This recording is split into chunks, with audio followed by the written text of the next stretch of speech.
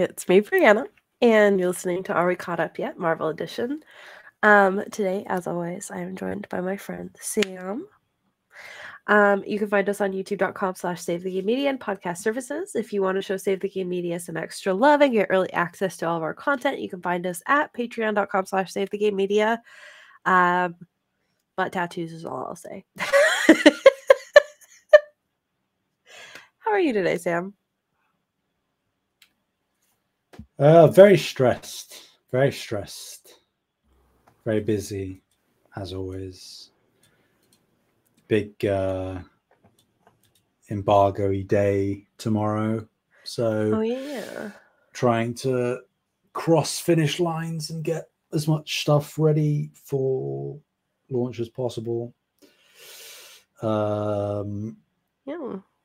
So been better, but I'm doing all right in myself. Feeling okay. Just a bit exasperated. I'm sort of casually counting down the seconds, thinking, "Oh God, oh God, oh God," Yeah. Well, I'm very much looking forward to the embargo because so far I've had to just Google random stuff. Yes. And just hope that the internet doesn't lead me astray. So, yeah. Lies of P is a particularly complex game. It doesn't really explain a lot of stuff very well. I mean, FromSoft games are always rather obtuse and difficult to fully understand how things connect and what works what way. But this one in particular has just been a bit of a nightmare. So we're nearly at the finish line. The finish line isn't tomorrow, but soon. Yeah, and then you'll be at a new finish line. Yeah. Hooray. I love it. Okay. Well, how are you? Have you been watching anything? Oh, I'm doing good.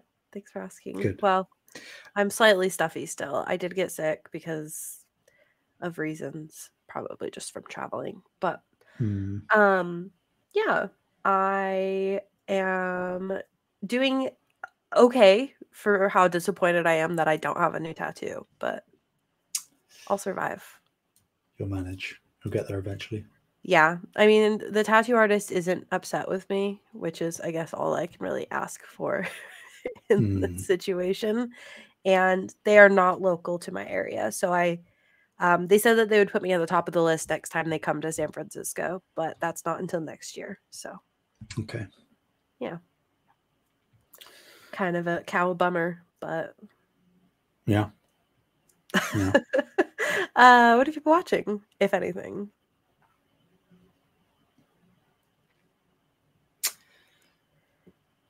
Nothing.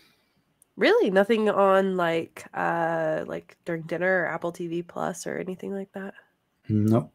I feel like you're always watching something on Apple TV, but no, I mean I've watched Silo, I've watched Severance on there. There's no other good shows on there, so I I'm not gonna fall for the bait. I see what you're doing. Not gonna fall for it because you're just wrong. I saw the only thing I've been trying to watch, but I haven't this week, is I'm trying to watch Ahsoka on Disney Plus with my dad because we watch all the Star Wars stuff together. But because I've been so busy, I just haven't really been able to. I could have made time, but the anxiety is, as I say, building it each day. So I've had to sort of prioritize. So I'm a few episodes behind. Actually, I think I'm like 3 episodes behind, but I'll get to it eventually. Next couple of weeks. Yeah. Fair enough. Okay. Well, I slightly talked about this on No Limits, but I did watch the One Piece live action. I'm obsessed. It was genuinely a really good show, and yeah, I won't get into it because then I'll just talk forever. But I really enjoyed it. It was genuinely a 10 out of 10 for me, and I cannot wait for season 2, even though I know it'll take forever, and that's okay. Cool. Yeah, yeah. Did you see that they made a comment of like, "Oh, yeah, we've also discussed seasons 3 through 6?" I was like, I thought I saw something where they were like, we've thought of like 17 seasons. And I'm like, Jesus Christ. yeah, so they've discussed the storyline briefly for seasons 3 through 6. So they may have discussed like having 17 seasons, but One Piece is still ongoing, and the anime's been running for like a very long time. It's like I think the episodes are in the 1400s now. Yeah. So, yeah. Of course, I will be, I'm sure, shortly watching One Piece. I have watched some of it. Like, I've actually watched everything that's covered in the first season, but very much looking forward to the second season. Yeah, I love the actors, and the music was astonishingly good, and all that fun stuff. So, have I been watching anything? I've been watching Suits. Still. Yeah, I'm almost done with season 7, I think. Jesus. There's 8 seasons. It's just one of those shows that I enjoy, but I don't care enough about, so I just like kind of like leave it playing, you know? Yeah. So it's one of those. And it's a good time. So I would recommend it if you're looking for a dumb show that's not really accurate legally at all. But is that the one that has Meghan Markle in it? Yes, and I didn't know that. I didn't know that it was her. I just was like, "Oh, look, there's this her name's Rachel in the show." I was just like, "Oh, she's cute." And then like I watched like 5 seasons, and then somebody was like, "Oh yeah, isn't that Meghan Markle?" I was like, "What? I think it is. How did I not know?" And then I saw the like thumbnail on Netflix for the documentary with her and her husband, and I was like, "What the heck? That's so weird." Like I knew she was an actress, but still, it was a weird. Like my brain just didn't catch that it was the same person. So I like how you just referred to him as her husband, you know? Yeah. Yeah. I suppose that's all he is now. That's what I'm saying. Yeah, that's all I'll say. Okay. I also watched Segue Civil War, although it has been a couple days. I watched that on Friday. Yeah, because I needed to get it out of the way of Lies of P. Otherwise, I would have watched it while playing Lies of P, and I think that really would have upset you. Apparently, you like on your phone or something during watching films anyway. So I'm usually not on my phone. I'm usually not on my phone, but I am usually doing something. Yeah. So usually crocheting though. That's why I have to crochet, is because then I am at least watching the show. I see. If I'm not crocheting, then I'm usually like doing my makeup or something. Like I'm like doing something, and then I'm not actually watching. So that's why I have to crochet. Gotcha. Yeah. General thoughts on Civil War. I always have to go first because I've been bullied. I mean, that's a weird categorization of it, but sure. Yes. Bullied over here. So, Civil War. Okay, let's see. I thought generally it was a really good movie. I am at the point where I'm kind of, I don't want to say like I'm sick of them fighting, because I know they're all really big personalities and like having like all of those powers, great responsibilities, all that stuff. Of course, they would clash. So it's not necessarily that I'm bothered by them clashing, but I think I'm sick of them falling for the same tropes over and over, which is what feels like causes like the conflicts of most of these films. And that I'm sick of. I would like to see a new a new trope. I do think it's interesting that they did the same trope and then they were like, this is what caused all of them to be in a fight with each other. I think that's interesting. But I'm now ready to move on to a new trope. So hopefully. What's the trope? Just like we're going, it's, well, one of the tropes that I think is really annoying is like them allowing other people to try and control them. I understand that they need checks and balances, but they've, like, it's been shown time and time again that every time there's a check and balance, there's some sort of corruption within that check or balance system. And I'm sick of them falling for that. I am sick of like the whole like, oh, I know better, like everybody knows better. But again, that's like more just like inner fighting. I think the thing that's mostly driving me crazy is the like, somebody's got to be in charge around here, and then the person in charge is corrupt immediately. So. Okay. Overall, though, I did enjoy the film. And I thought it was just like good fun, mostly action and explosions, but good fun. Cool. How do you feel about it? Cool. This is my favorite one. Period.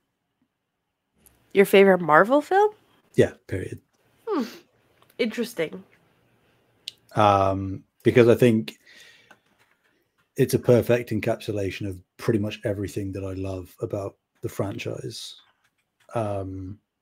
It's got a large ensemble cast where pretty much everybody is given good enough screen time. I think that compared to other plots where there's a villain that is, like we've been saying the past couple of times we've recorded, a villain that's just a bad version of the hero, to have a more cerebral villain. Like the villain of this film isn't even really a villain. It's more just like truth. Yeah. You know? Like Zemo isn't objectively a bad person. He's just vengeful. And I think that he provides a very interesting perspective on superheroes and what they do and what they mean for the world in a more nuanced way than what the people trying to have the oversight do. Because Ross at the beginning of the film was like, oh, we need to put you in check, and here are the Sokovia Accords and stuff. But I think you can fall into the tropey stuff there that you were talking about. But Zemo does something far more nuanced, in my opinion. And it's smart to manipulate multiple people on both sides of the conflict in ways that are unique to them. And not that you know this, but this film is arguably the most important in terms of like ramifications. You know, we'll get into it, but the film obviously ends in a very particular way. And like when we talked about how at the end of Iron Man 3, Tony was like, I'm getting rid of all my suits. And then in Ultron, without really any reasoning, he showed up and he's like, I'm Iron Man again. Yeah. And then they actually talked about it. I was so proud of them. I was like, they're growing up. But there's still like a little bit of disconnect there. Even though they do talk about it, it is a bit weird. Whereas like, so he had a real issue and he's blowing up all of his suits. And then the very next time we see him, he's in his suit again. Yeah. I still like that they addressed it though. So do I. They said something. But this film, you could fall into the same trappings of like, yeah, well, they all hate each other. And then, you know, the next time we see them together, they're all buddy-buddy. It's like, I guess that's technically a very minor spoiler, but they're not You know, like this film, the events of this film do carry forward. I think it's very well written. I think it's well acted. I love how everything is culminating in a similar way to the Avengers films, but in a more believable sense, I think. You know, like Avengers was just, you've had solo films for lots of these people, and now they're together. And lots of incremental things over the past few projects have been leading up to this. And therefore it's rewarding for people who have been committed. I think it's thematically very interesting. It provokes a lot of discussion from people in terms of whose side you're on. And I love the new characters introduced in the film. So yeah, it sort of stood the test of time for me as one that I am very happy to go back and revisit. Yeah. Okay. Well, glad that you enjoyed it. Yeah. So my question following up to that is, Captain America your favorite hero then? Nope. Not even close. Huh. Interesting, because Captain America is at the top of your list. Winter Soldier, Twice. yeah. Twice. Yeah. I mean, well, if this one's your favorite, obviously Civil War will go above that. Of course. Yeah. So then it would like stand to reason that Captain America would be your favorite. No. Because I mean, like if you're supporting, I mean, like this is just the first analogy that popped into my head, so it's not necessarily one for one, but you can have a football team that you support, but your favorite player is on a completely different team in a different country. That's true. You know, so it's like I love the particularly the second and this Captain America film, so Winter Soldier and Civil War. But in terms of actual individual heroes, I would objectively place them above Captain America in terms of how I connect with them or the character arcs that they go through. I think many are more compelling than Steve's personally. Yeah. But that doesn't mean I don't appreciate Captain America. I still think he is a very interesting character, and I like that he is going through turmoil again in this film, you know. So yeah. Well, let's see. Let's get some of these out of the way. Soundtrack. Still not recognizing stuff on my end. Yeah, I mean, I assume there is a main theme here, but sort of. I mean, there are motifs throughout, definitely. But it's like we aren't quite at the threshold yet where they definitively stuck to one theme being identifiable for a given hero. Like we're kind of still in the era. We're at the end of the era, really, where they were kind of mixing it up from film to film, where there were still, again, motifs that you could recognize. But overall, I think this film is in a weird position as well, because it, like you said in your message to me a few days ago, like this is, for all intents and purposes, an Avengers film. Yeah. So it's like, would it be weirder if they made it more Captain America-y, you know? I don't know. I don't think I would have changed. Well, that's not true.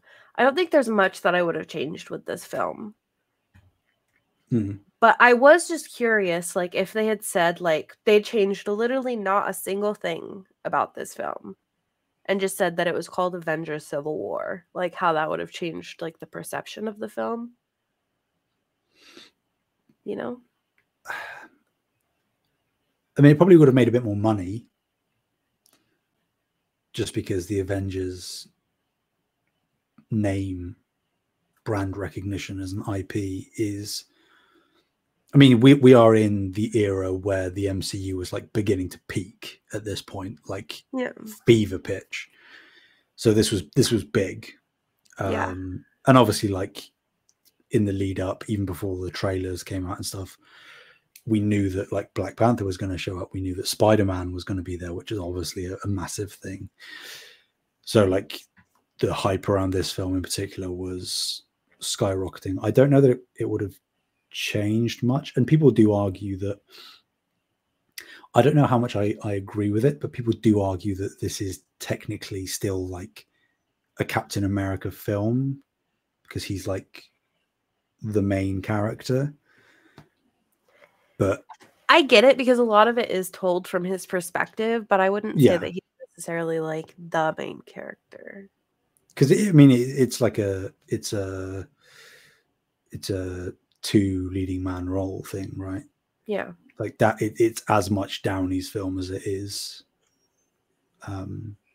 Chris Evans, but it is slightly more skewed, like you said, from Steve's perspective. Yeah. So like that's fine. And because like one of the cruxes of the film is around Bucky, it's like, okay, yeah, that makes sense as well. That's fine.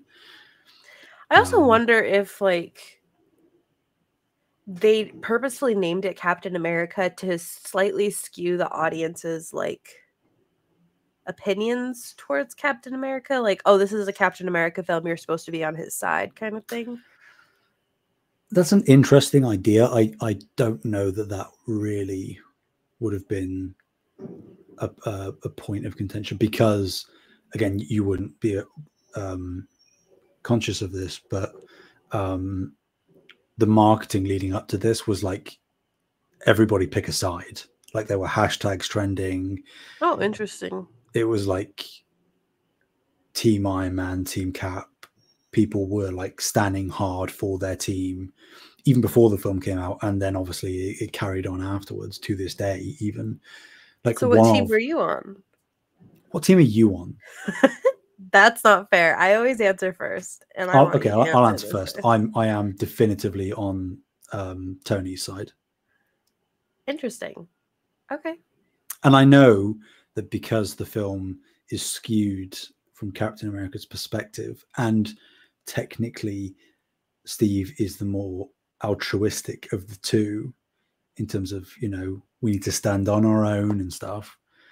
I think that with everything in context, Tony's side makes more sense in the world that we are presented. Tony makes more sense. Now, Tony's approach in terms of like just going hard and being like at the airport saying, well, I'm just going to beat the living crap out of you because you're not listening. That's wrong. But Tony's always been hot-headed.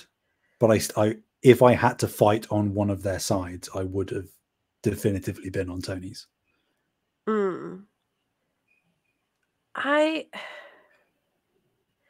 I mean, I think like the real answer here is that they're both correct. They are, and they're both wrong. And I think that that's like unfortunately the real answer, which is like kind of what makes it difficult to like pick a side. I think so. I think I have two answers. One is like what I would realistically do, and one is like what my brain is saying I would do. Mm-hmm. Realistically, I do think I would pick like Iron Man's side. Like realistically, knowing myself, I like following rules. I have a really hard time breaking rules. And if somebody was like, hey, we have a new rule you have to follow, I'd be like, all right, I guess I got to follow the rule. So that's like what I think realistically what would happen. But what I actually like, what my brain is telling me and how I felt like watching the movie and this whole time is that I would be on Captain America's side, because I think that the checks and balance systems that they're creating, like this, I don't think this is the right way to go about it. Sure. And I think that like at the time of this movie, I think that Captain is correct. Like, hey, this isn't working. Like we need to be standing on our own. But the whole point is that they've been standing on their own and really bad things keep happening and they're getting worse. Right. But bad things were happening prior as well, right? Because they did have an organization. Sure. And that organization was infiltrated by bad people. Yeah. But then were S.H.I.E.L.D. ostensibly controlling the Avengers? Or were they more working side by side? It's a good I don't question. know that S.H.I.E.L.D. definitively were telling the Avengers what to do. But I also don't know, like, how anybody really could truly tell any of the Avengers what to do. Which is why I'm on Tony's side. Because at least on Tony's side, you can keep PR on your side. Like we're not going to listen, but at least we have.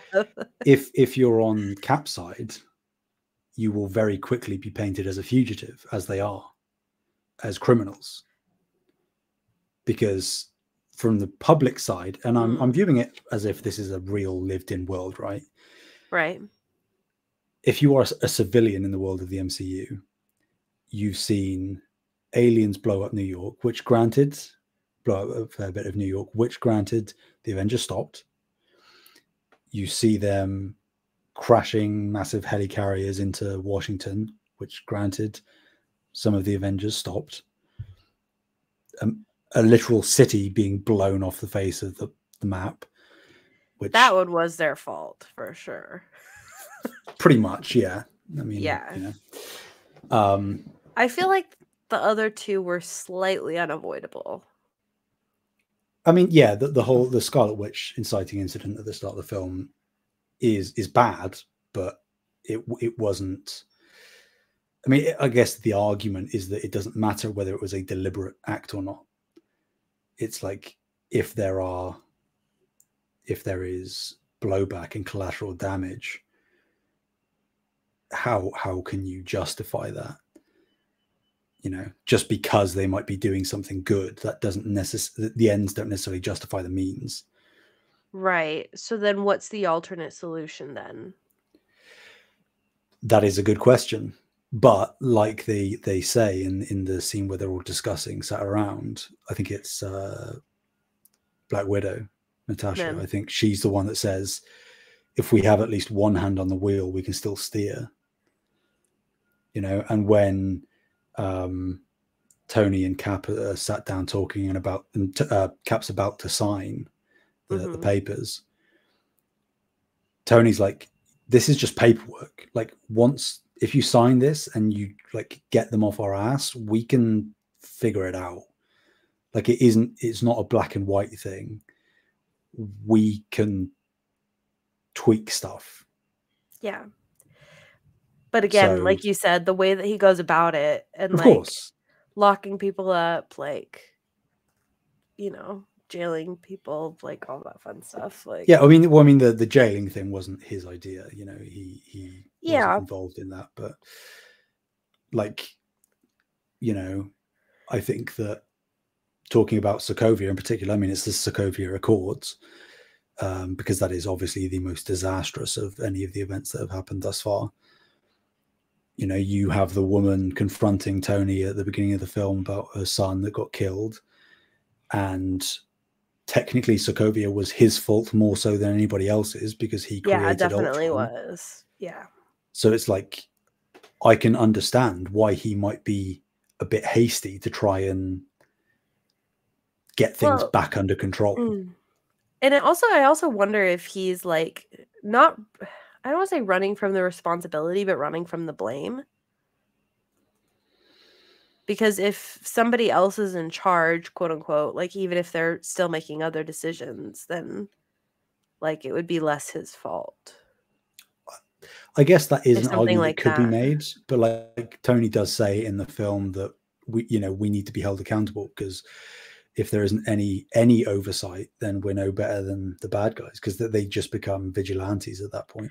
Okay, I have to say, I hate to say it again, and I'll probably keep saying it, you would really like My Hero Academia.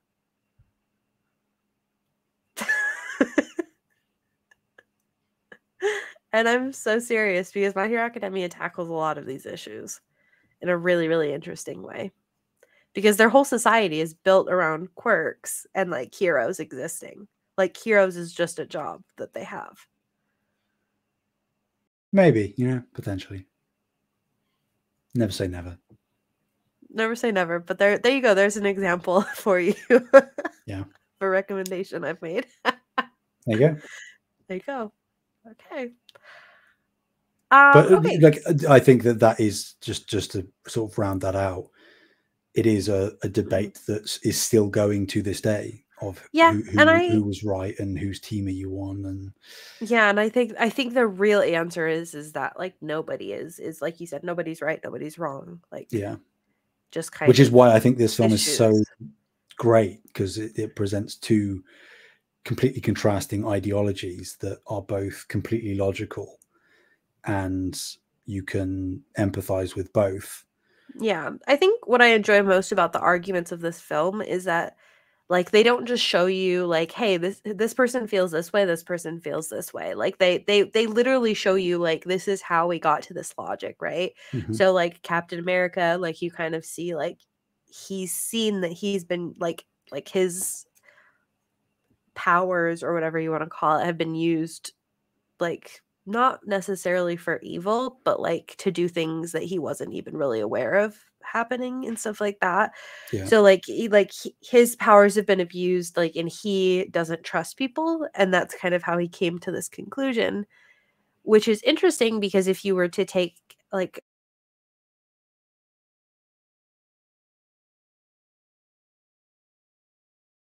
me being the one that's like, I hate rules, I do whatever the hell I want. Playboy, yeah, exactly. Yeah, and him being on this other side, but they show you, they don't just say like, oh, well, Tony's being good for once. They show you like he created Ultron. He's done all this messed up stuff. He's like faced people that have been affected by this incident and realized that like he's had his come to Jesus moment or whatever. Yeah. And realized like, and that's kind of what led him there. So I did really enjoy that. That's like, I wish that they had done that. I know that they couldn't have realistically done that with all the characters, but I wish that they had like at least somewhat delved into that for some of the other characters. Sure. Because I think, go ahead. Sorry.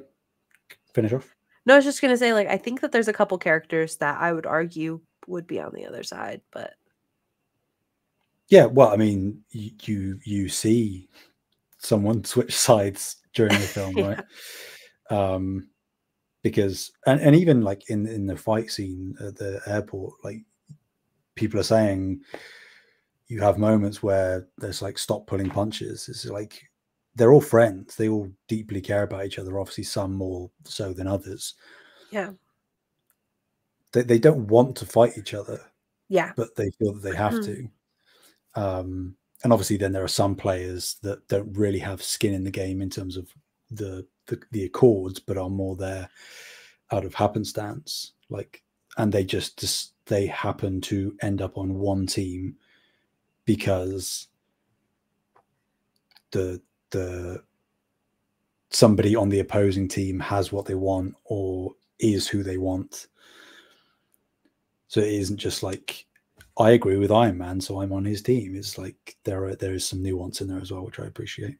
Yeah, fair enough. Okay. I don't think this passes the Bechdel test, so we'll just skip right past that. Don't think so, no. It's kind of ridiculous at this point, but it gets better. I just saw something, and I haven't actually looked into it, but I just saw somebody that was like, does Barbie pass the Bechdel test? And I was like, does it? And then I had a crisis moment, but we'll see. It has to. I'm pretty sure it does, yeah. There's a ton of named characters. It's just like the whole plot is that men are being awful. So, yeah. But I'm almost 100% sure that they. There's they do. I remembered the scene. Okay, yeah, that's fine. But I was like, wait, it made me. I need to buy Barbie and watch it again because it's now available for streaming. You have no excuse now, Sam. No excuse.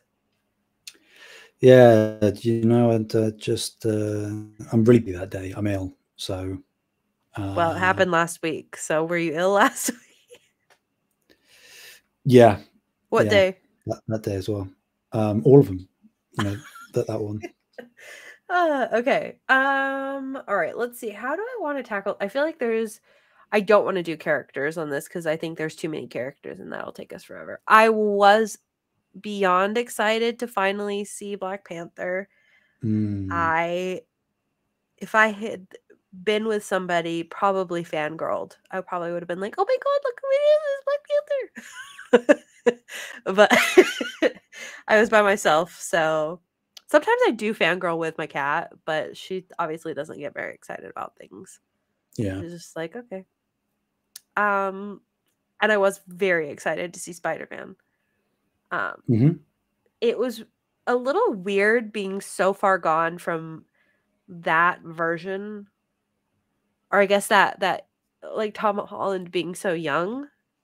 And I know he's also playing somebody that's like a bit more innocent. But it was kind of weird. It was kind of weird to experience. I was like, whoa, what happened? Yeah. So. And I like how both characters are like relatively unceremoniously introduced, like major players, and they just appear. Like I like when that stuff happens. Yeah. Like it doesn't need to be massive amounts of fanfare and look who it is. Obviously for fans, like it is sort of like, oh my god, I know who that is. But yeah.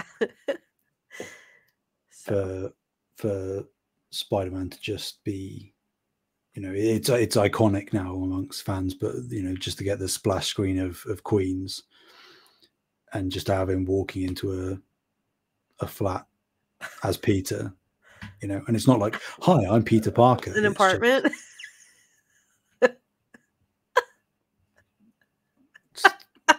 Potato. And they've just existed as entities already. There's no background, there's no origin stories. They're just characters that are there now. And but both, we do get their origin stories later, I assume.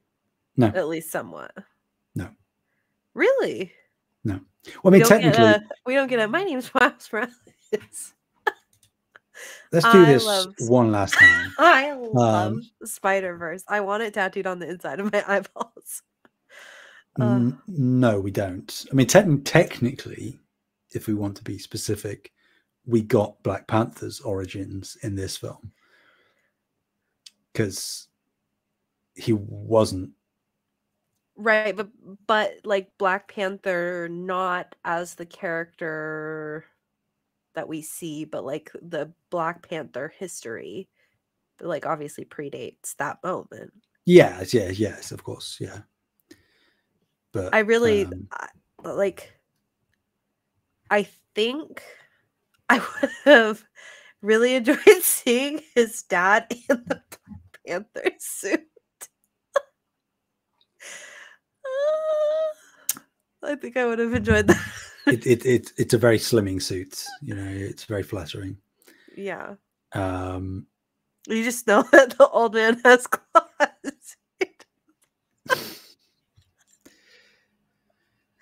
No, yeah, no, there's definitely not an origin for Spider-Man because it's so well known at this point. Like even at the time that this film came out, they were like, it is so played out. Yeah, we don't need to do Uncle Ben. We just don't need to do that stuff. Right. So I assume that they followed like the more traditional story for him then. In terms of like, well, so I mean, when we see with Spider-Verse, like they all have different incidents, even if they're similar, right? So it's like somebody different dies. Sometimes the friend becomes the villain. Sometimes the friend becomes the like love interest. Sometimes the friend becomes dead. Like, sure. So like, there's like different versions of the story. I guess should I go watch the other Spider-Mans? What you mean, like when the other actors were playing them? Yeah, we'll be doing that. Okay, you have that written in. That is planned. Okay. But yeah, like it if you're going off of like Spider-Verse logic, and this isn't a spoiler because it's never discussed, it's not a plot point or anything, but yeah, we know that Peter's parents obviously aren't around, right? because They never he's are. living without money. They never are. Besides Miles and Gwen. And Uncle Ben has passed away. We don't know how, we don't know when. He's gone too. Okay. So that's it. Okay. We don't know when he was bitten. We don't know how that happened. It's just he's Spider-Man. Okay. We know that he was bitten. Like he has referenced it, and he does reference it, but he doesn't elaborate. We don't get a flashback or anything. So, which I prefer. I would have liked the Spider-Verse version flashback. Hey, Spider-Verse wasn't there's around still time. at this point. I get it. There's still time. Beyond the Spider-Verse. It's called Beyond the Spider-Verse for a reason. I cannot. Live action Miles Morales debut, I'm telling you now. I will throw up and scream and cry. It's going to happen. I guarantee it. I was watching, obviously I watch TikTok all the time. There is a new song, newer-ish song called Water by Tyla, I believe her name is. Great song. Great song. There's a TikTok trend going on because it's like part of her dance. People shaking ass. Great. Whatever. Somebody did it in a Miguel O'Hara suit and they were so thick. I was like, oh my god.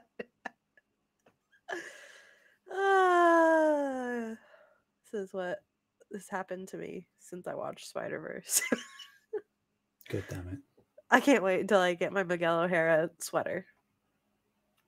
I'm gonna get that in the mail someday.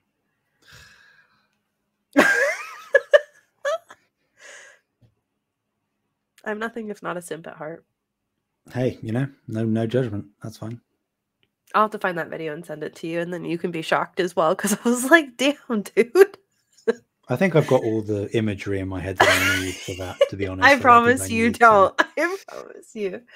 Okay. Back on track. Okay, so I mean, we can kind of discuss, is there any, like, in particular, like, we already kind of discussed some themes. Man, I just feel like this movie is kind of a beast to break down. It is. I say, like, okay, so how do you feel? I'm just gonna, like, we're just gonna keep talking about the questions that pop into my brain. We'll just do it that way.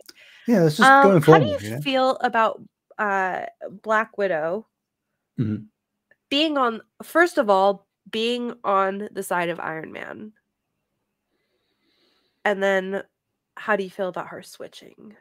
Kind of, but not fully.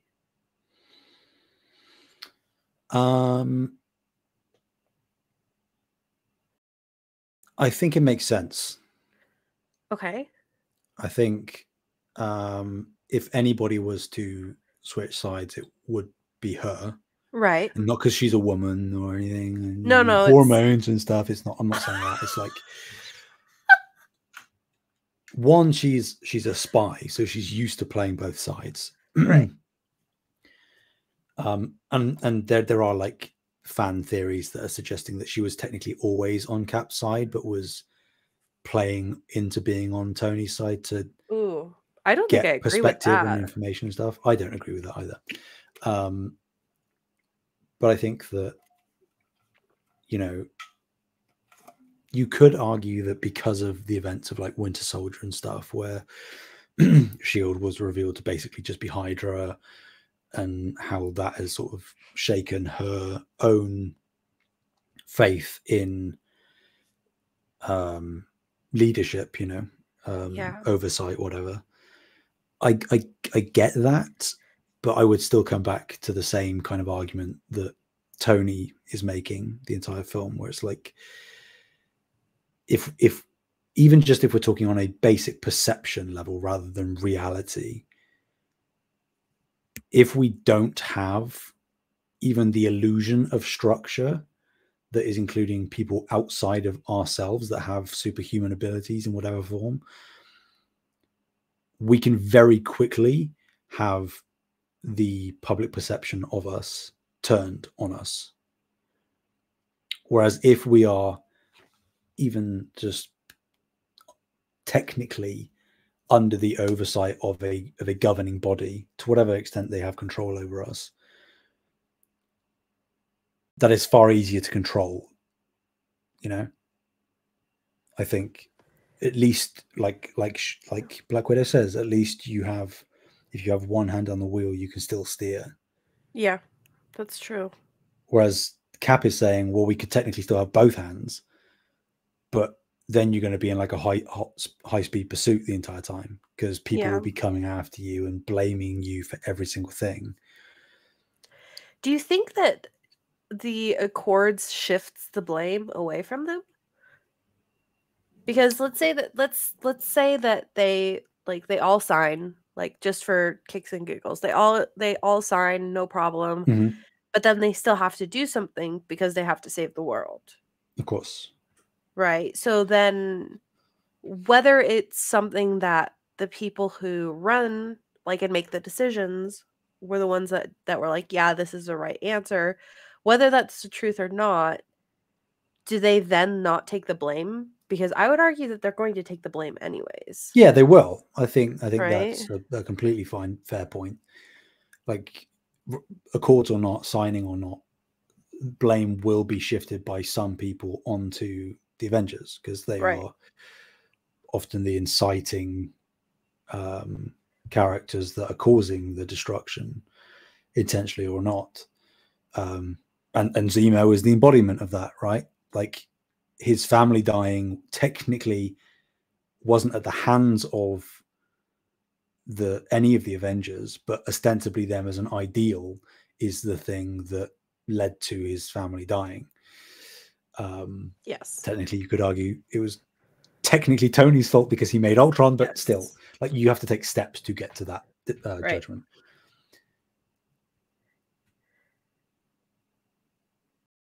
But it's like what Ross says when he presents the Accords to them. It's like, do you know where Thor and Hulk are?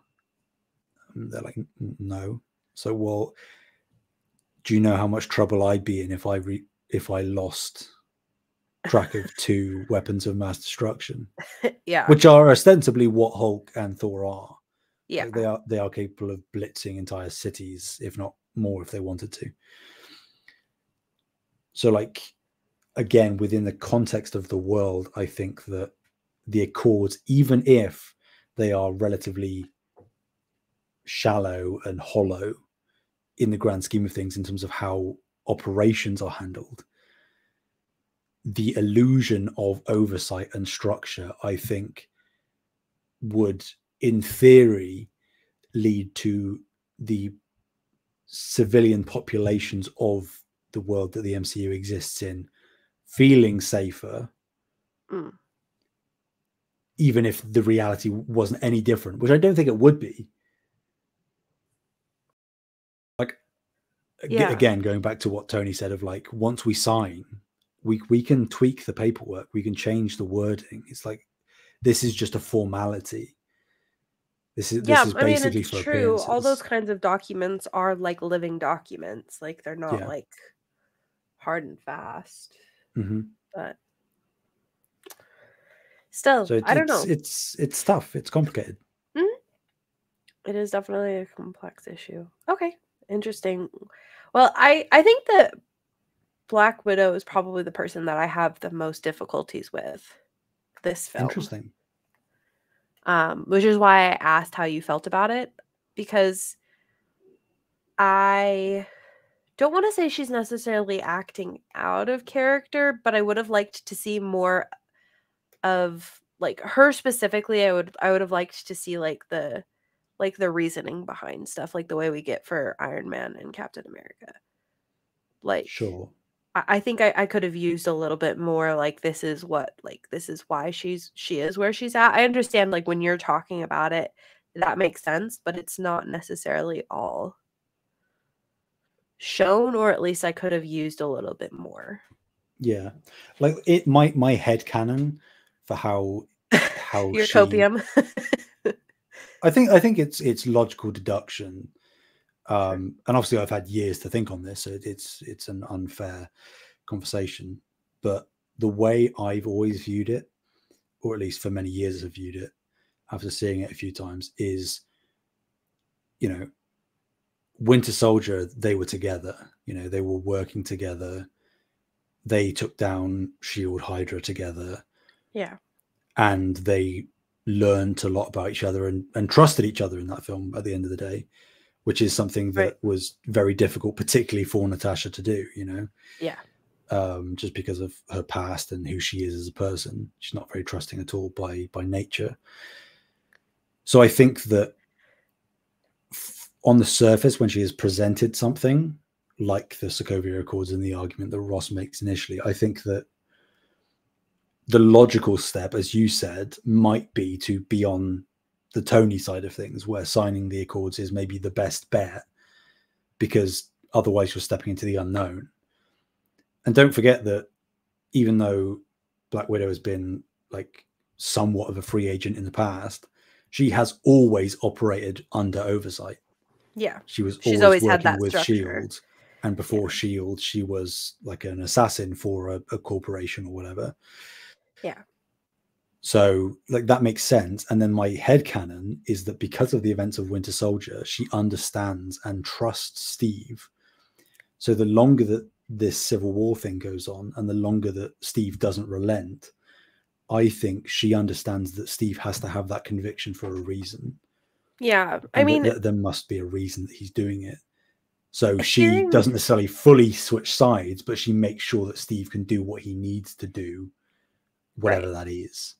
Right. And I think like hearing you kind of talk it out and explain it, like I think it makes sense. But in my head, I think I almost like logicked the opposite way, where it's like, well, yeah, she has always been under structure, but she also knows like how corrupt structure is, right? She's like watched it fall apart. So why would she want to go into another structure, kind of thing? So that was like my logic, I guess. Sure. But the way that you explained it did make sense. So that does help, but it is also not shown necessarily. No, it's not overtly explained or anything. So yeah, I too, just for clarity, would have liked more stuff from that side of her character as well. Yeah, I mean, I think we've established at this point that like you would like to see more of her character and everything. Yes, who wouldn't? Yeah, fair enough. Still woefully underutilized in the grand scheme of things. Yeah, for sure. Okay, let's see, what else did I want to talk about? I feel like there was another question I had. Oh, I do definitely want to. There's a couple things that I wanted to mention. One, Stan Lee moment. I did catch it this time. I know sometimes I don't catch it. I did catch it this time. I thought it pretty was hard to miss fun. this one, to be honest. I mean, I'm pretty good at missing obvious stuff sometimes. Yeah, but he said Tony Stank, you know, like how can But yeah, I did like that whole moment where he's like, well, now I'm gonna just call you that. It was really good, and I thought that was funny. And fun. Let's see. Throughline stuff. I think that there's actually a more subtle moment that's a through line that I'm actually really excited to see follow through. Oh. Specifically with Vision. Where when he's talking to Scarlet Witch and is like, yeah, like unknown scary. I have this stone in my head. And I was like, well, I know that ends up somewhere else. So I'm also interested in that. But I did think that I did find that interesting, that like that whole discussion was interesting. And I really like their dynamic. And I liked the whole like, oh, I think you probably hurt his feelings. Like, I don't know, that whole like that whole dynamic I really enjoyed in this film. But yeah, I did. Vision's just such a great character, man. It's why I love him. Yeah. He's so good. Yeah. It's just because he's so different from everybody else, you know? Yeah, he is. Like he's such a unique entity. Yeah. And Paul Bettany plays him so well. He's just got like a presence that feels otherworldly, which is in a different way to Thor, like, because Thor is just stupid and, you know, brutish, but there is like a cold logic to Vision. It's like he's trying to learn to be human, which is something very interesting, I think. Yeah, I do. I really enjoy his character. I do find him very interesting.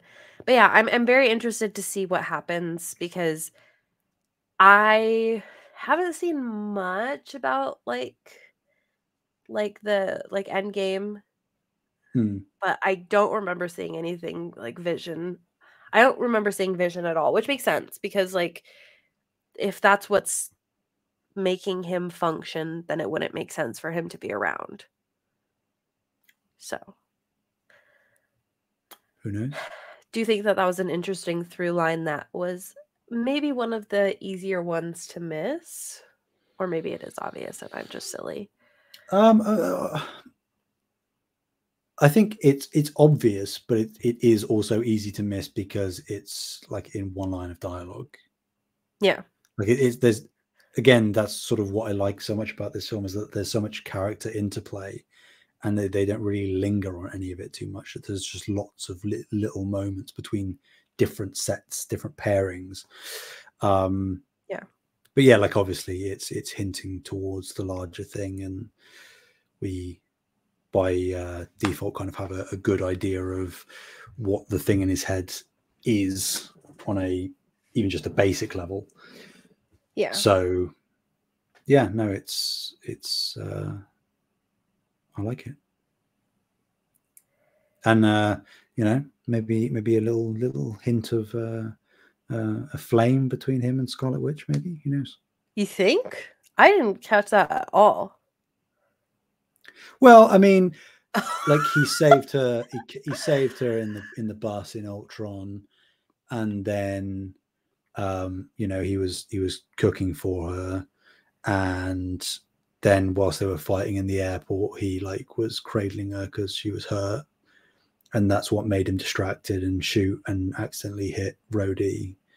You know, it was Scarlet Witch that distracted him. So okay, sure. Maybe I'm wrong. Well, at this point, I think it's pretty difficult, except for like when we get to the newer stuff, for you to be wrong. So, yeah, particularly when there's a show called WandaVision, you know. Yeah. So it's like, well, connect the dots. Yeah, it's fine. We're just gonna keep going. Is there any other through lines? I know that we obviously see a lot of these characters come back. I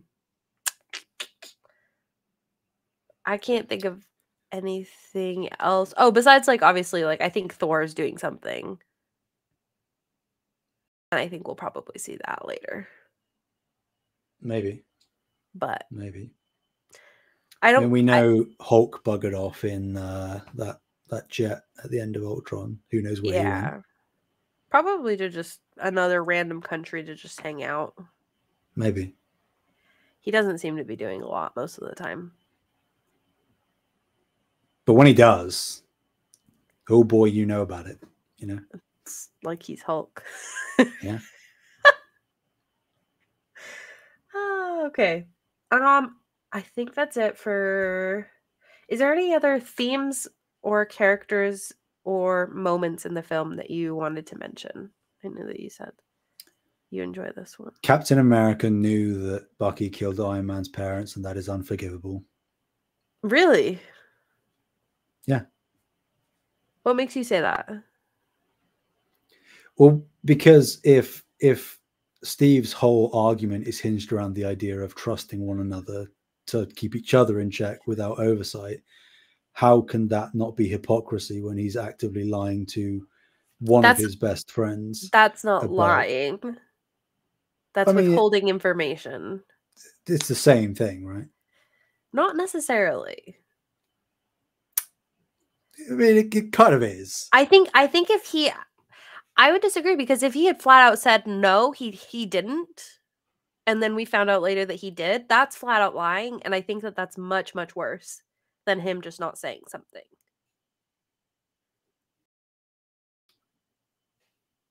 But Tony was still entitled to know. you're not wrong. I'm not saying what he did was right. I'm saying that, like, saying that it's a lie, I think is incorrect. I mean, okay, at the end of the day, it's still broken trust. Yes, but I think one can be repaired and one can't. Which is why I think it's an important distinction. Because I think if he had straight out lied and said, like, "Oh, no, it definitely wasn't him, like, there's no way," and then we found out, like, "Oh, it for sure did, like, he did kill his parents," like, then I think that that's broken trust and, like, irreparable. Versus, like, him withholding the truth, because you could argue that he's withholding the truth to spare, like, Tony's feelings. But do we Then not know from time immemorial that that is objectively the worst thing to do? we Because the do, truth but always we comes out. And if it comes out in a bad way where you're not just objectively truthful with a person, then it blows up. we do. However, I think that, like, that's what makes I think it's partially what makes humans so interesting is because we do know that that blows up in our faces, but we still try to spare people's feelings in the hope that they won't find out, right? And But that's something okay, that so happens time and time again. but the argument then becomes, was Steve doing it to protect Tony's feelings, or was he doing it to protect Bucky? Can't both be true? Potentially. I do think both are true. However, I think it's important, like, which one did he think first? Like, "Oh, I have to protect Bucky," and then, well, it spares his feelings anyways, or was it spares his feelings and it also protects Bucky? I would argue that this film suggests that his top priority is protecting Bucky. I would agree with that. I would agree with that for sure. And Which is like, again, it's I just fine. wanna Like, again, I get it, but yeah. like, you know, and also like, I understand why he did it, but when, you know, after the final fight between them and Steve like breaks his suit, like, to like just discard the shields. I think he's gonna, like, It's like, him. because it look, yeah, they set it up as like Tony goes to protect his head because he thought Cat was going to kill him, but like, That at that moment yeah, yeah. I mean, for Cap to like throw down the shield is, and I get why he did it, because Tony said that you don't deserve the shield, but just to like toss it aside in favor of Bucky. you know, well, what do you do? Well, In I don't know. I feel like the whole ideology of Steve falls apart at that point. Personally, as like the hero that he has been thus far, like he ostensibly can't fine. really be Captain America anymore because he's discarded the shield, and in the eyes of the law and therefore ostensibly the public, he's a fugitive. Wow. I feel like being an outlaw is an American thing. I'm just kidding. He's What's Western. more, you know, perfectly American I'm just kidding. than breaking the law, you know? Exactly. That's what I'm saying. That's what I'm saying. And I like, again, I completely understand the ideology of sticking by your friends and, you know, protecting one another. That is, they are all very wholesome, good values to hold. But I personally am of the opinion that Steve is like too married to those ideals, where it's to the detriment of various other factors. Mm. Like, he is incredibly loyal to Bucky and to those that he cares about, and to those that side with him. but he is sacrificing so much other stuff. And I think that both Tony and Steve are incredibly arrogant in this film. Yeah. But I think that Steve is arguably the more arrogant one. Because like Tony isn't withholding anything. He's like, all cards on the table. I'm doing this to keep the Avengers from breaking up. I'm trying to help us all out. Things can be sorted. This is just a public perception thing. We can get it done. And Steve has his reasons, obviously. You know, he thinks that there are more Winter Soldiers and blah, blah, blah, blah, blah, trying to clear Bucky's name. Which there were. There were, yes. Yeah. But I do think, and you know, I don't want to keep bringing it back to this, but I do think that the revelation that he has known for however long that Bucky killed Tony's parents. Do they? You don't have to spoil for future, but they didn't address like how he found that out, right? No. Okay. Which is we better. Don't know, and we don't know when or how he found that out, which is interesting. I would just deduce that at some point Bucky told him, you know, that like he came clean about stuff that he had done. Because Bucky at some point in the film is like, it's when they're in the final fight in the missile silo. He's like, do you even remember their names or whatever? And Bucky says like, I remember all of them. So like he knows everyone he's killed, even though he wasn't in control. So it's like, I think that Bucky did just tell Steve all the stuff he'd done. I do think that's a possibility for sure. I don't know. We're not really shown, so I don't know. Yeah. I mean, I will say that like, is there? Well, so since we don't know, is there a possibility that he just barely found out and like hadn't even had the opportunity to tell him yet? It's possible, but I think that the film frames it in a way that infers that he's known for at least a enough longer time period to of time tell him. than that. Yeah, that makes sense. I mean, it might be that when he was trying to find Bucky, he found it out. Potentially. The other thing I would say is like, let's just say that he backs down and like lets Bucky be taken. Like there's a chance that things don't go his way, because like Iron Man is saying like, hey, like we'll figure things out. We can like, you know, rework the chords, whatever we need to do, we'll figure it out. But the truth is that like Bucky, although he killed people, it wasn't of his own volition. Mm-hmm. So like it makes sense that like Captain America wouldn't trust anybody to not like kill him. But like if Cap decided to agree with Tony and sign in that sort of midpoint of the film, I am fully of the belief that Tony could be very level-headed at that point. You know, obviously at that point he doesn't know that Bucky killed his parents or whatnot. Right.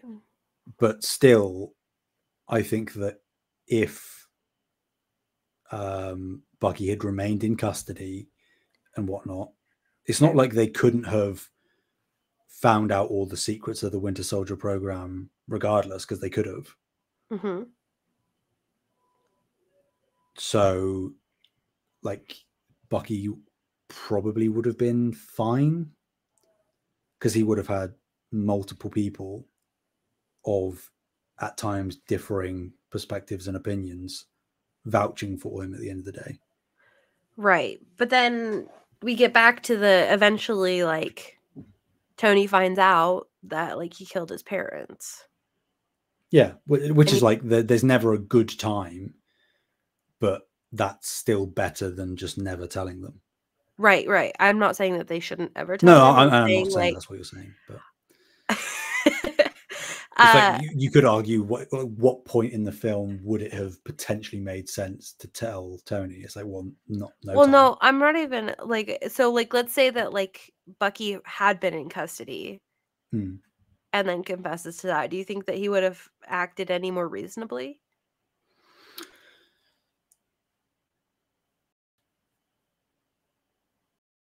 I mean, it's a good question. I would probably say yes, because for one, Tony wouldn't be in a full suit of Iron Man armor Fair enough. without, judging eyes around him. Tony is hot-headed, of course he is, and I'm sure he would have reacted relatively poorly, as I imagine anybody would if they got that news. Yes, anybody would, for sure. But I think that it would have been far more easy to control, not only from Tony within himself, because of the environment that he would have been in. Bucky would have been in that box, secure. There would have been watching eyes around him, CCTV, all of that stuff. And there would have been other people around him, like Cap, like whoever, that could hold him back if he did try to do something. Yeah. Whereas because they are in an isolated environment and Tony just has that information thrust on him, let alone the fact that he's in a suit, let alone the fact that Bucky is basically stood right behind him, and you've got Zemo there egging him on. Right. It's like, it's not an ideal situation. Yeah, I can't fault Tony for how he reacted. Right. And I don't think that is representative of how he would have reacted if it was in a more contained environment. Right, but what I'm saying is that like Captain America doesn't know that though. And I think that that's why he acts the way he does, because it's like, it's easy to say from a logical standpoint, like, yeah, they wouldn't kill Bucky. Yeah, they would be understanding. Yeah, they would figure it out. But like, he doesn't know that for sure. And like, you're taking a chance with like your best friend's life. But I mean, you're doing that regardless, aren't you? Yes. Like by withholding the information and potentially having the information leak, you are putting your friend's life equally at risk, because you aren't controlling the way in which that information is dispersed. Yes, but I mean, like him avoiding, I'm not talking about him telling Tony the information. I'm talking about the way that he like runs away with him and like tries to hide him from everybody. Yes. Like I get it. But Tony would have, because the only person that would have wanted like revenge on Bucky from that specific information would be Tony. Right. And Tony would be far less capable of enacting any kind of vengeance if Cap had controlled the way in which that information was given to him. Fair enough. Okay. Yeah. Once Tony's out of a suit, he is at a immediate and quite significant disadvantage compared to Cap. Compared to most of them. Precisely. We saw him try and fight without his suit. So I think the only potentially sound argument could be that if that information was given to him in a controlled way, would Tony then actively seek to punish Bucky more via lawful methods? Potentially. But that would, in my opinion, still be technically better than killing Bucky. Yeah. So it's like, that's true. There is no winning. There is no right or wrong answer, which is, again, why this film is so high up in my opinion and in my rankings. I feel like there's no true ideal situation for Bucky to get out of this, and it's like not even his fault. No. And that sucks. No. And it's nobody's fault. Like, Cap is just by happenstance Bucky's best friend, and they both have, by hook or by crook, woken up in a time that isn't their own, and they're the only two people in the world that know what that feels like. So they are intrinsically linked to each other even more.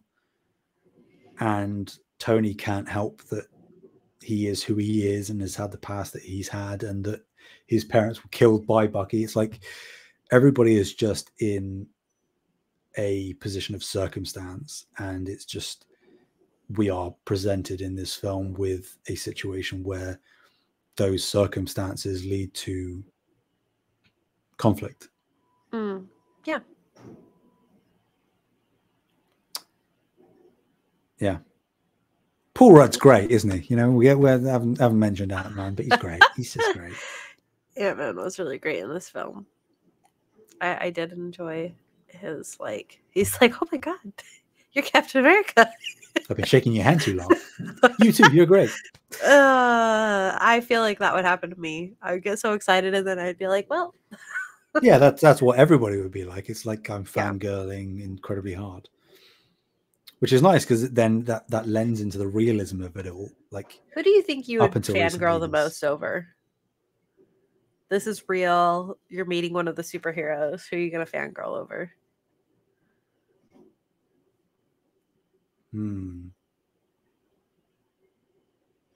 Probably Tony, if I'm being honest. Yeah, you think you're like, oh my God.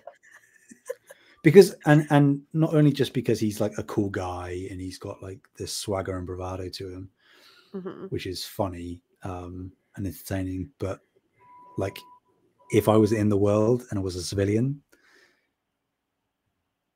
I, in my head, would be like, the easiest way for me to join the team would just to be to let him give me one of his suits, you know? So like, Tony is the easy way in. That makes sense. Yeah. Fair enough. Fair enough. If it wasn't him, it would probably be T'Challa, Black Panther. Just because he's dope, you know? He's awesome. Yeah. Yeah, for sure. He's got that regality to him without even really trying. He does. He really does. Yeah. Rest in peace. That. Yeah. Okay. Let's see what else. I think that covers. Is there anything else that you wanted to discuss about the movie? Russo brothers knocking it out of the park again. You know, coming back from Winter Soldier, they just did it again. Marcus and McFeely, the writers as well, coming back again from Winter Soldier. It's just that's the power quartet. I was like, what's the word for it all? The power quartet continue their winning streak. And as a side note, a little bit of trivia, which I find particularly interesting. You might not, but I do. Is that this film wasn't going to be Civil War up until not that long before it started production. This film wasn't even going to be a versus conflict fighting film. This film was greenlit as it exists today because DC announced at the previous Comic-Con that they were doing a Batman versus Superman film. Oh, okay. So Kevin Feige, who's the top dog at Marvel, who does all the decision making, basically, he was like, well, we can do that. We can do it first, and we can do it better. And they did. They rushed it. They greenlit it very quickly.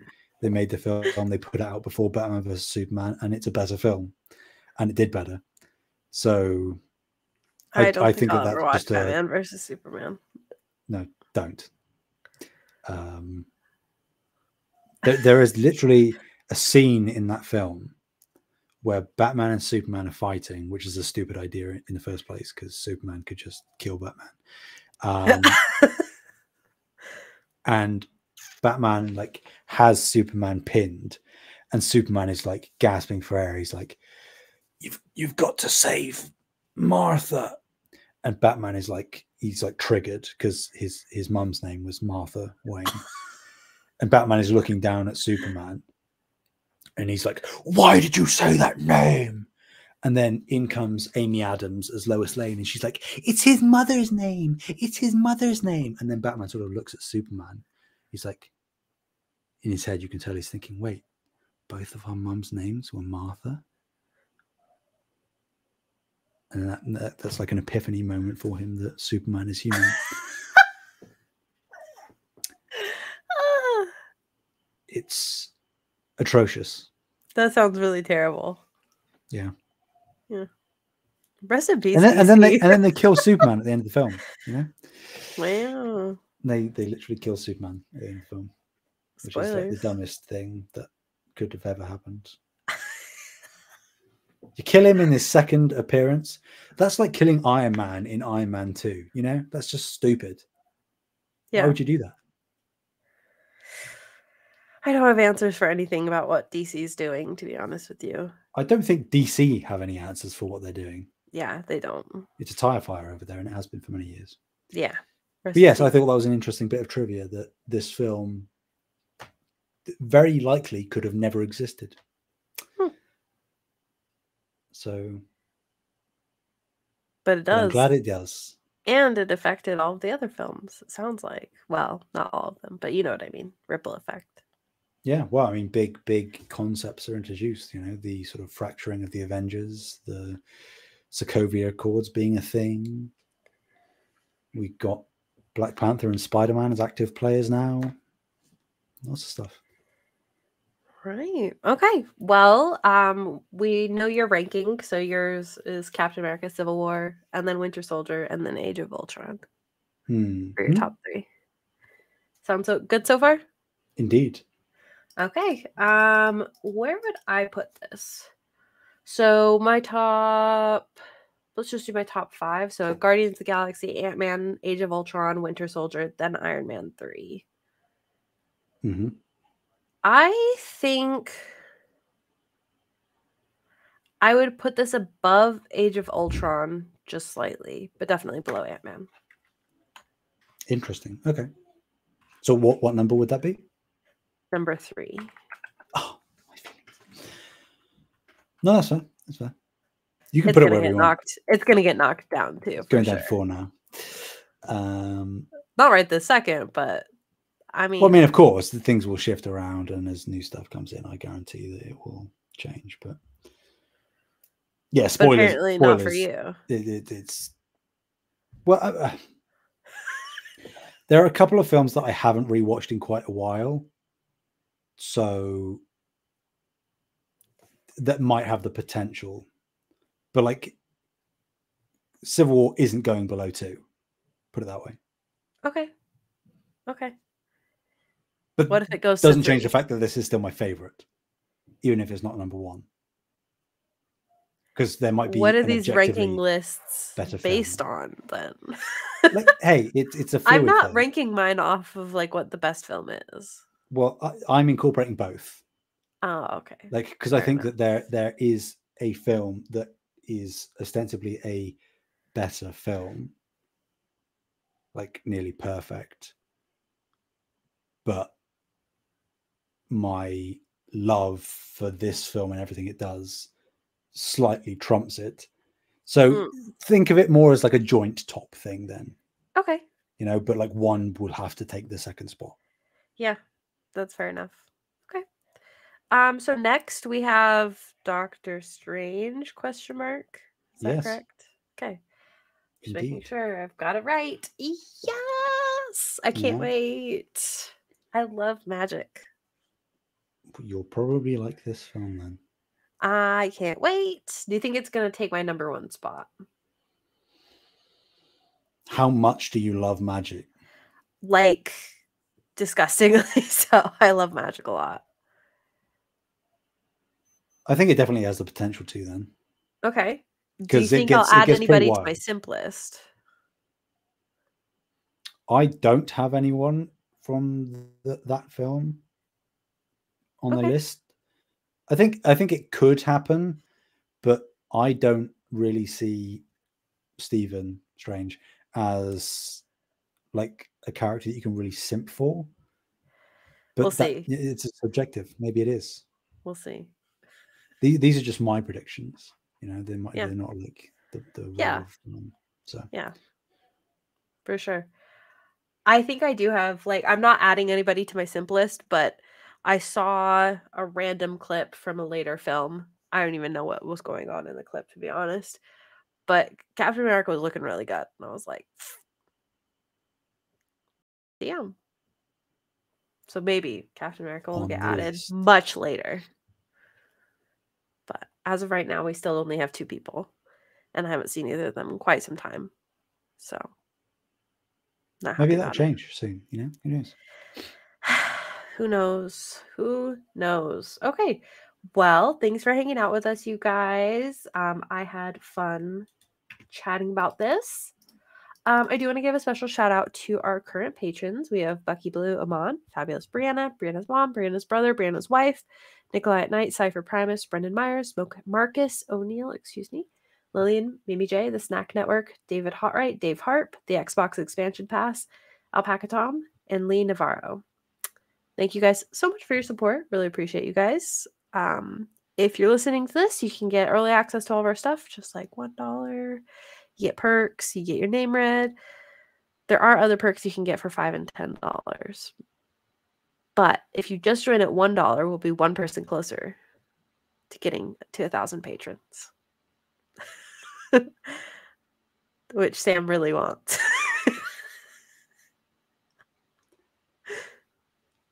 I'm of 2 minds. Yeah. Yeah. What's the second one? We don't need to go there. Okay, well, where can people find you? Hobbled over this desk, frantically writing. But if you're looking Fair for enough. like socials, it would just be anywhere, basically. At Sam Heaney, Heaney. Okay, you can find me at Fabulous Brianna, Fabulist Breanna. You can also find both of us in the Discord. So if you want to hang out on the Discord, you can. Sam's actually been fairly active in the Discord recently, which has been startling to me. I wouldn't say fairly active, maybe a little more active than usual. Yeah.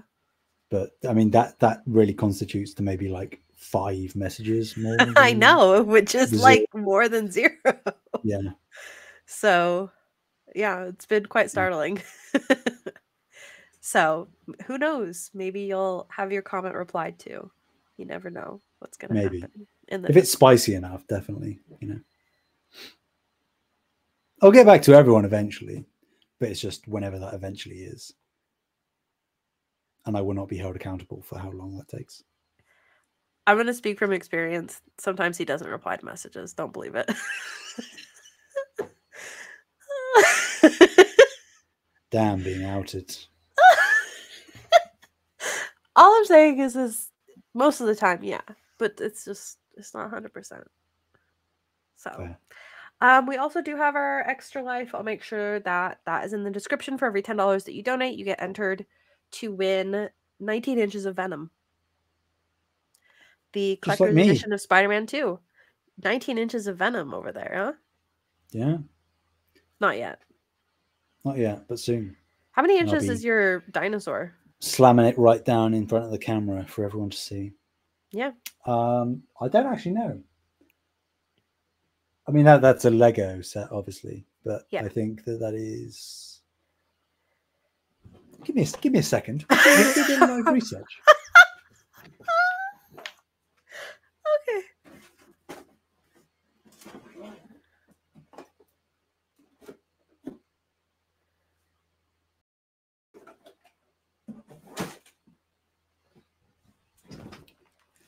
$13.5 inches. Wow. So Venom's going to be 6 inches more than that. Damn. That's intense. That's actually really intense. Big boy. Yeah. Yeah. All right. Well, we'll let you guys go. But thanks for hanging out. 1.5 hours, huh? We did good. Hey, this is probably one of the most complex films thus far. Of all, so. Yeah, I'm sure we'll get to a 2-hour-long episode soon. But not today. It's not. Okay, bye. Bye.